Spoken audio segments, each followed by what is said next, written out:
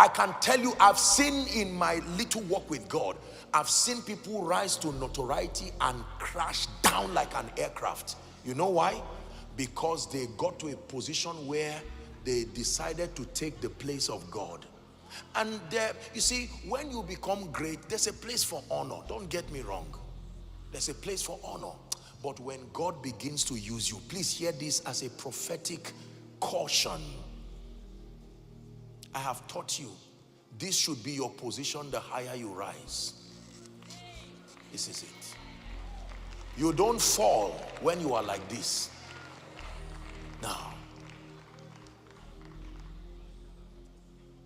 And sometimes people will tell you, why are you making a mess of yourself? You are a celebrity. And you tell them, this was where I started from. Let me tell you something. We're about to pray. Listen. So the king is sleeping. And he wakes up by the Spirit. He says, bring me the Chronicles.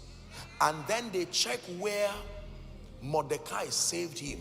And he did not reward him. Listen, I want to establish something. And then he says, who is in the inner chamber? And they say, Haman. He said, come.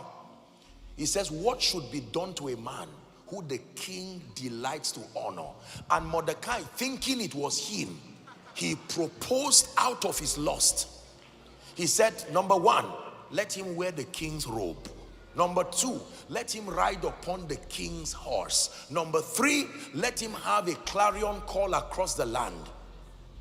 This is what should be done to the man. And then the king said, make sure none of this fails.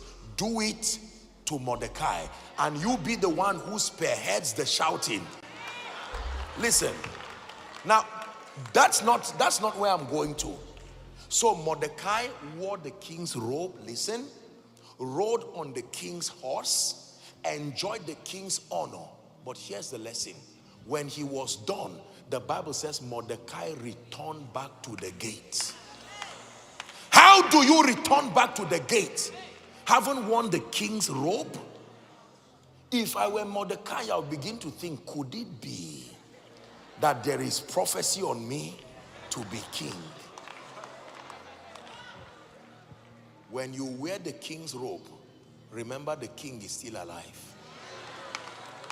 When you ride on the king's horse, remember the king is still alive.